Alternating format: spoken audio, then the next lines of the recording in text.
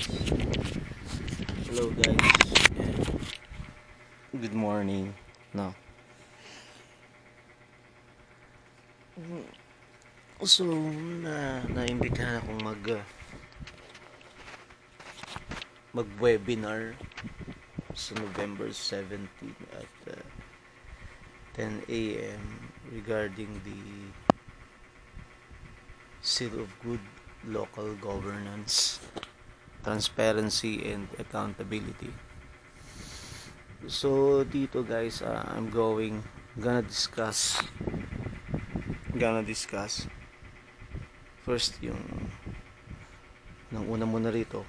We will try to explain where did this Seal of Good Local Governance came, kasi it started with the Seal of Good Housekeeping in 2010, and then nag level up siya, naging Seal of Good Local Governance, SGLG, at isinibatas to ni President Duterte during his administration. And the reason why we have this SGLG, or the Seal of Good Local Governance, is because of the transparency and accountability. No, transparency and accountability. There's no corruption, because it's considered to be as a paper trail. Everything that the chief executive, the local chief executive, or the punong barangays, everything that they did, was traced doon sa paper. So that's the reason why this is SGLG.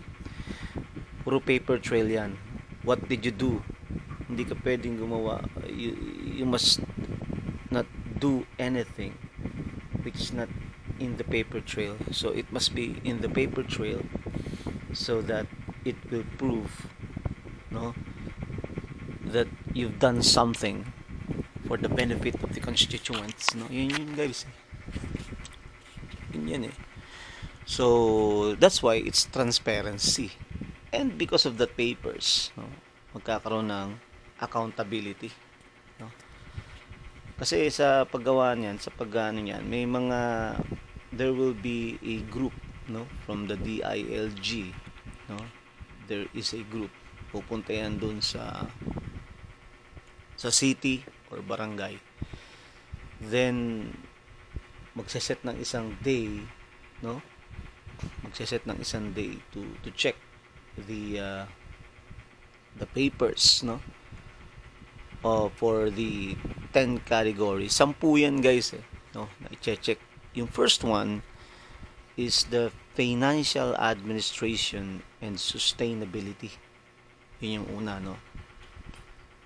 Yung pangalawa is disaster preparedness. Then yung pangatlo, it pertains to, after disaster preparedness, we will go to the social protection and sensitivity. Yeah. Then after that, we go to the health, compliance and responsiveness. And the fifth will be sustainable education. Yung pang-anim na guys pertains to the business business friendliness and competitiveness, So ito yung mga ipapaliwanag ko,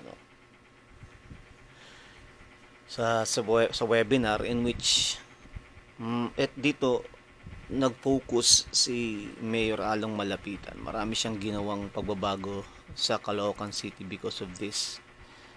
Then after that, business friendliness and competitiveness, we will go to the safety, safety. Then it pertains to safety, peace and order. Then we go to the environmental management, then tourism, heritage development, culture and arts. Then we go to the youth development. So that's why it's 10. No? 10 yan. 10 category. So sa 10 category na ito, dito natin ilalapat yung mga ginawa ni Mayor Along Malapitan sa webinar na ito. That's why, kasi Caloocan City, since the start of the Malapitan administration, Mayor Oka, no, dati Mayor Oka Malapitan, then now Mayor Along Malapitan, Caloocan City received 7 Seal of Good Local Governance trophy, no? Trophy. 5 kay Mayor Oka.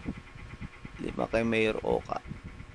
Then 2 kay Mayor Along. No, kasi this is the first term pa lang ni Mayor Along Malapitan. Nakakuha na tayo ng 2 SGLG, no? Then ngayon, by next year, that will be his second term, no? So ganun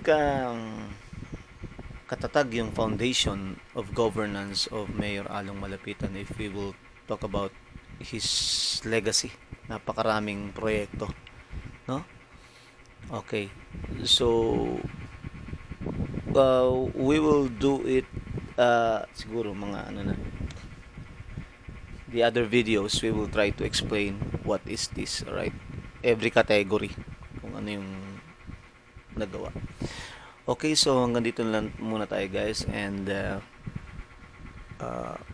stay safe, and please subscribe, watch, like, share, and comment to my YouTube channel, and God bless us all.